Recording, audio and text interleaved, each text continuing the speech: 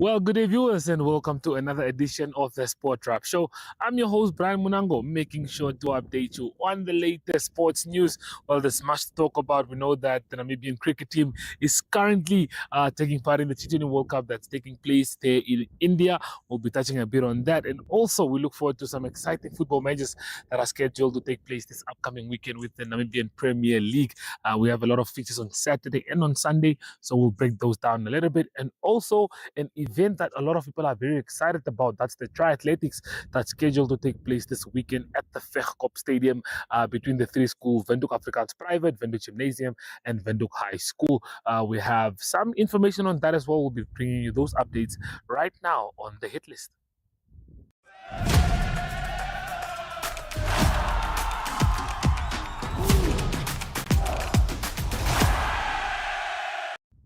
So first up on the hit list, we're going to have a look at some of the fixtures in the Premier League this upcoming weekend. They'll be coming up shortly on the screen, and then we can see the teams that are going to be in action this weekend. To start off with, we can see we have Ongos taking on Young African. That happens on the 19th.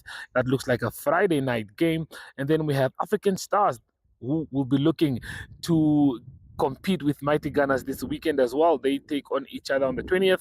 And then we have Blue Waters that will be hosting KK Palace. 11 Arrows will be taking on Eshoke Chula Chula. Eshoke Chula Chula would think they can win the league this season. Let's see if they can beat the surprise package. We have Comas Nampo that take on Life Fighters. And the last game on Saturday, we have Bucks Buccaneers that will play against Rundu Chiefs. And then we look at round 20 where we see 11 Arrows hosting KK Palace. Blue Waters take on Eshoke Chula Chula. That's going to be a tough one. Okahanja United take on the Rundu Chiefs. And then we also have FC Ongos that play against Tigers. Most of these games will be happening on Windhoek. As you can see on Sunday, we have 4 games in Windhoek, 2 in Okahanja and 2 in Walvis Bay. Young African will be taking on the mighty Unam. That's the final game for Sunday. Very exciting matches to be excited about this upcoming weekend. So with that being said, let's have a look at how the log standings are currently looking like. We have Eshoke Chula Chula that are sitting on top of the table, having played 18, won 11, and they have 37 points. African Stars are not too far behind. The defending champions have 35 points. Mighty Gunners have 34 points. Ongos have 31 points. Unam has 27. Comas Nampo on 25. And if we have a look down at the bottom, where we see Julinho Athletic in the relegation battle, having played 18, only winning 3 games, and they sit on 14. Life Fighters as well sit on 14, and Tigers also sit on 14. Tigers with the new coach recruitment of Woody Jacobs, they might survive, so we hope to see that happening. But that's how the log is currently looking like ahead of the games that are coming up this weekend. And before we do wrap it up, we can all have a look at the top goal scorers that we do have in the Namibian Premier Football League. As you can see, Golden Boot race is on. This is courtesy of Footy Namibia. Footy always doing a good job with the football. Ronaldo Fries, Comas Nampo has 10 goals. Petro Stefanes, FC Ongos with 9 goals. Muyeka Mashiku with 7 goals for Mighty Gunners. Bernard Horaseb with 7 goals for Mighty Gunners. I think that's why Mighty Gunners has been doing so well. They have more than one player that has been shipping in the goals. We have Junior Petrus for Blue Waters who has 7. Michael Jonas Bwebwe, Eshoke Chula Chula, he has 6 goals. I actually expected him to have a little bit more at this time in the season because he kicked off the season high flying and scoring a lot of goals. Daryl Huahosep, he slowed down a little bit. I think he was top goal scorer at the point in time, but he only has 6 goals for Rundu Chiefs. And then we have Jesse Nanyemba, Julinho Athletic. The man has 6 goals for the team, but the team is struggling still. Well, that's the update that we do have for you on the Namibia Premier Football League. So please do stay with us. We'll be right back after the short break.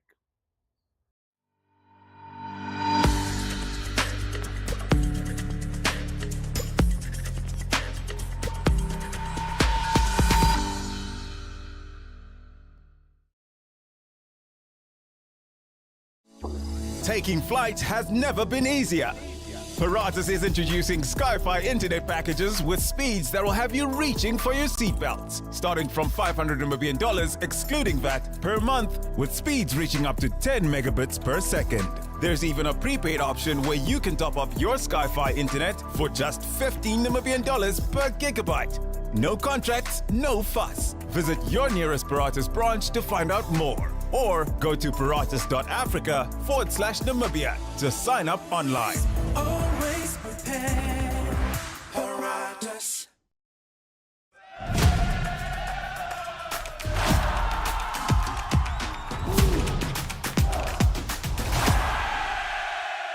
So, second up on the hit list, like I did mention earlier, the Triathletics second edition is coming back to Windhoek. This is the competition between the three schools, Windhoek Gymnasium, Windhoek Afrikaans Private, and Windhoek High School, that will be competing at the highest level. We all know that this year, compared to last year, there is going to be a floating trophy that will be made available. So that's going to make things very, very interesting. But to tell us more about what we can expect on Saturday, we are joined, not in studio, but we did go make a visit at Windhoek High School, and we got to chat with the athletics coordinator of the school. So stay tuned for that interview.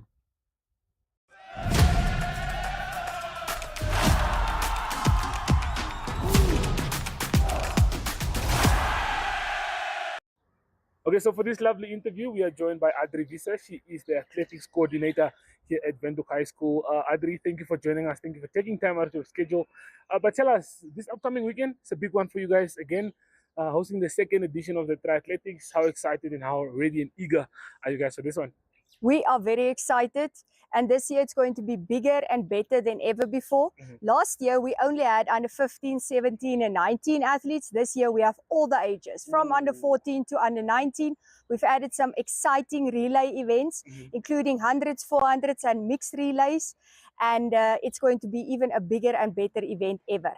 Last year we also didn't have trophies. We have trophies and medals this year. Lovely, lovely. And we have two special new trophies: the athletics trophy for the best school that wins the athletics, but also a spirit trophy for the school that has the most spirit, including their cheerleaders and singing and everything, along with showing the pride for your school. Now, adding all this good stuff like the trophies, how do you think it's going to affect the games? How do you think it's going to make the schools show up and compete? Because knowing that there's a trophy, it's going to be a big game this year. That's exactly the thing. And all three schools are very competitive, and that's exactly what we want. So we want everyone to send their best athletes, and we want to watch great races and great field items where the best of the best three schools in Windhoek participate against each other. Okay, now tell us into organizing everything. How has all of that been going so far? Having to put all of this together, I mean, you guys are hosting a lot of kids, so a lot of preparation has to go in, of course. But tell us, how has everything been going so far ahead of the weekend? So we have started already with preparation even before our inter-house athletics. And our inter-house athletics serves as the platform to select our best athletes. And then the big organization starts there, getting the fields ready, entering all the learners, getting everyone's clothing, the sponsors, getting all the staff together. And that's why it's great to be at Windhoek High School, because we have an excellent staff. You can always push on someone's button and they are ready to help. That's very lovely. Okay, well, before we let you go, last year we had a lot of rain. Hopefully we are not going to experience the same this year. That's what we are hoping for. We see the weather forecast on most websites show that it will be sunny on Saturday. And I always believe God also likes to watch athletics. So we hope for a sunshine day. But even if it rains, this is Namibia, we embrace the rain. Okay, well, Adri, one more thing from you. Just a message for the viewers that are watching at home. What they must do on Saturday, where they must come, what it's going to cost them, so we make sure to fill up Vechtstad Stadium. Okay, thank you so much. And everyone is welcome to come. We have parking tickets for $50 per car, but there's limited space, so first come, first serve. Adults will come in for $50. School children will come, primary school children will come in for $30. The Windhoek High School, Windhoek Afrikaans Privaat School, and the Windhoek Gymnasium learners come in with their golfers, a neat and tidy jean and techies, then they can come in for free. Lovely. And the primary school learners, they pay $30, and we are so excited to have you all here. Okay, well, thank you. When do we start on Saturday? What time? Saturday we're starting at 8 o'clock. At 1 o'clock, we're going to have the big opening ceremony with the cheerleaders and all the exciting things, and we'll continue up to 8 o'clock in the evening. Okay, well, thank you very much. Thank you.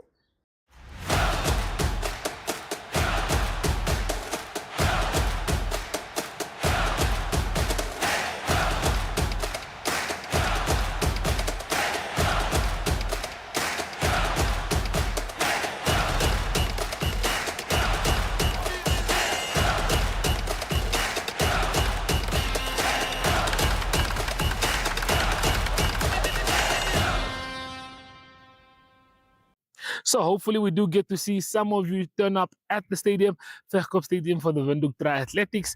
Like I said, between the three schools, Windhoek Gymnasium, Windhoek Afrikaans, and Windhoek High School, it is going to be very, very exciting. Adri Visa, the athletics coordinator, gave us some information there, so we look forward to seeing how the kids are going to square up. But we know kids can be very, very competitive, especially if there is a trophy on the line. Well, moving on to our last story for the day, we know that the national team is currently competing in the T20 World Cup that's taking place in India and Sri Lanka.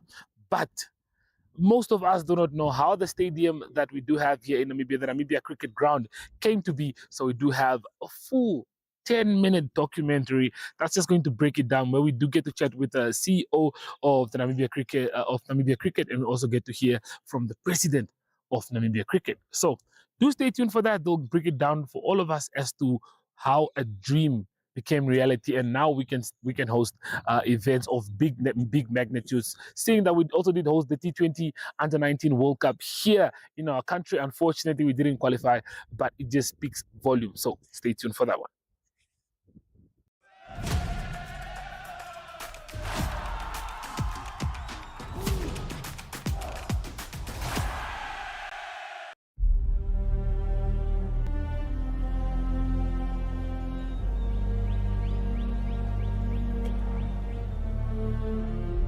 This spot holds a special place in our hearts here in Namibia.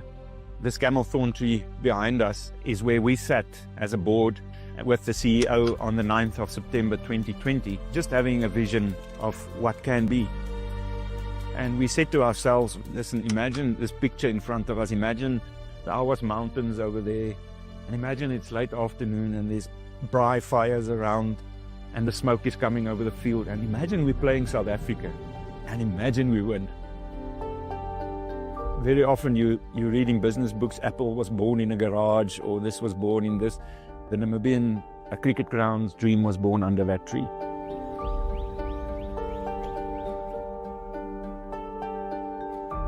It was born out of a need.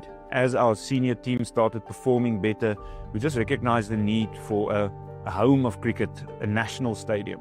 It was a long process. Johan was the guy who drove most of the process.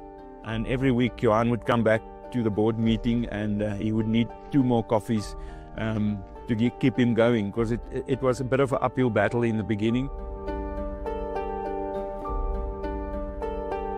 This land was zoned for sport. It was used in the 1990s as a cricket field, and later on it was mainly just used as a parking area and a driving school. We assumed, because it's zoned for sport, that we can just start developing it. So we spent 2 weeks of leveling, moving 1.6 meters of soil from that side to this side to get the levels right, and then City of Windhoek stopped us.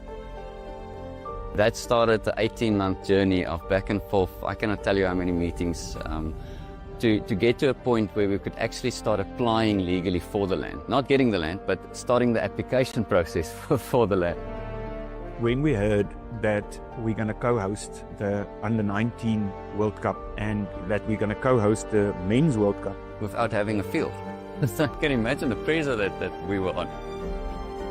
I used to go to City of Windhoek every 2 weeks, sit there in the reception area up until someone can see me. And I could see on Johan's face, he's getting anxious by the week, more anxious by the week, because we had timelines to fulfill now that we're co-hosting, but we haven't secured the land yet.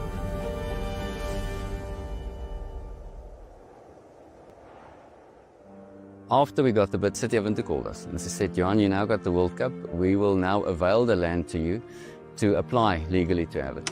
It was in total about a 2.5-year journey from that we started breaking ground to that we actually officially were allocated the land to start development.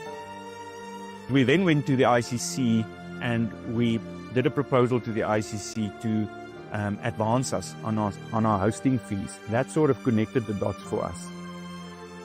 The ICC was the catalyst, and that was the cash flow we needed to start the project, which is something that is not a normal and traditional occurrence. We obviously had to submit all our plans and everything we wanted to do around the project and how we're going to fund it, etc. But that advance paid for 45%, 46% of what you're seeing here today. So we seeded the 18th of January 2024, the outfield. We started building pitches in February. It took us a month to plant grass on that main strip. We were very fortunate and blessed, and I think that's one thing that we must reiterate throughout this entire process of building, is that the grace and the support and the favor that we've received in this process have been enormous.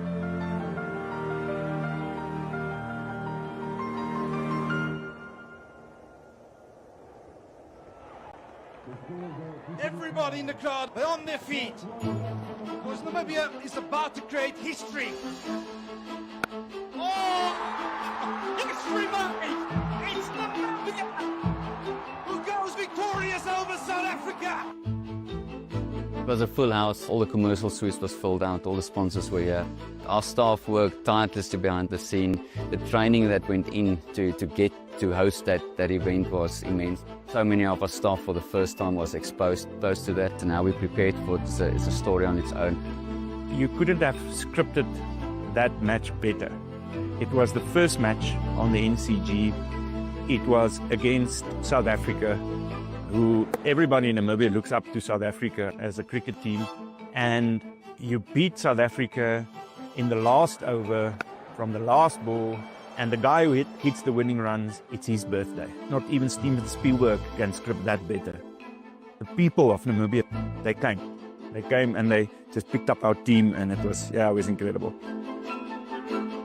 The win against the Proteas was even more special than our World Cup wins because it was on home soil. It had that feeling of connecting to the Namibian people, it had that feeling of cricket's here to stay. It just felt like a little bit of a new dawn for me on the day. You know, that was almost like, picking a fruit that eventually got ripe from a tree. It was that you could see that fruit coming, and you could see that we're getting there and getting there. And when that happened, it's just a testimony to 5 years of hard work, discipline, grit, integrity, and just excellence from our team on the ground. We developed this ground obviously to host the 2027 Men's World Cup. So we needed a proper main field that complies to all the regulations, but we also needed a facility to feed the domestic programs, all our international cricket, to adjacent fields, each with 8 and 9 cricket pitches, and then to become a training venue and a playing venue at the same time. Then we incorporated an indoor center into it, a lovely high-performance gym with a full-on recovery center, our physio practices here, our bio practices here, and a lot of sport businesses is built into the main building where we can actually start training like the best in the world. And it's uplifted our men's and our women's team tremendously in the last 8 to 10 months. The first thing as a professional sports person is the fact that you have everything in one place. It just makes you elevate your own game, and I think that every country, and especially in the associated world where resources are often more scarce, it's like everyone needs a home like this. Everything that you see here has got a multi-purpose. On a non-match day, this operates fully as a conference facility, a full-time restaurant, there's corporate businesses on site, there's a gym that's open to the public. So it's truly a facility that's built by Namibians for Namibians, and to serve not just cricket but the entire corporate community.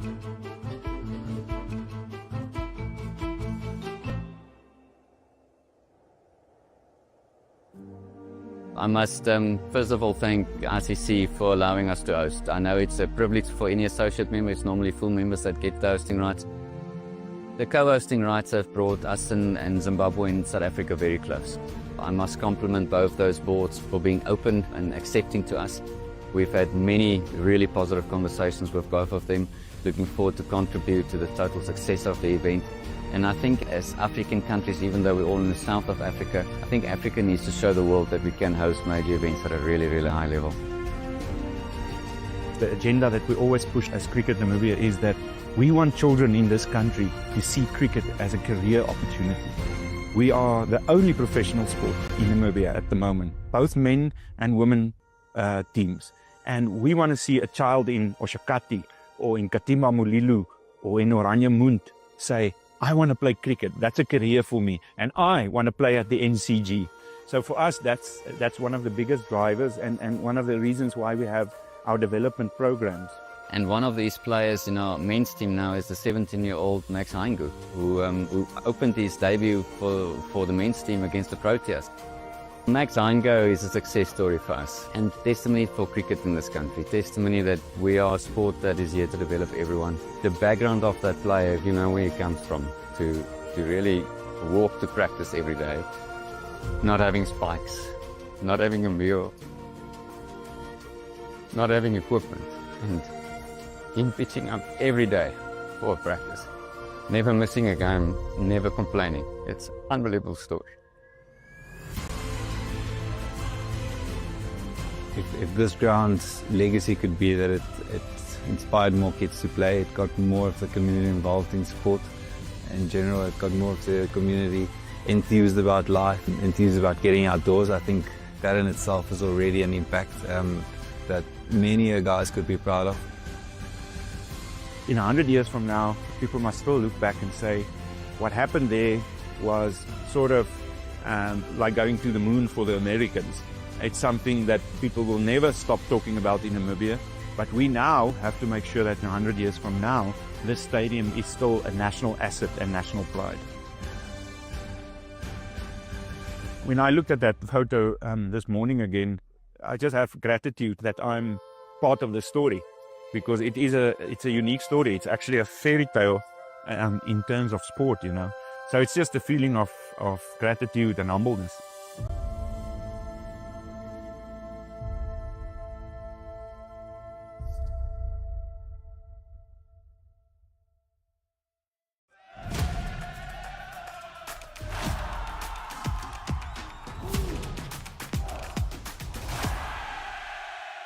Good day everyone, time for international sports news, and starting off with cricket news first. The T20 Men's World Cup that's continuing in India and Sri Lanka, and it is South Africa that's through to the round of 8 or the Super 8 phase of the tournament, and it's been confirmed there are 3 games in the Super 8. They will play against India this coming Sunday the 22nd of February.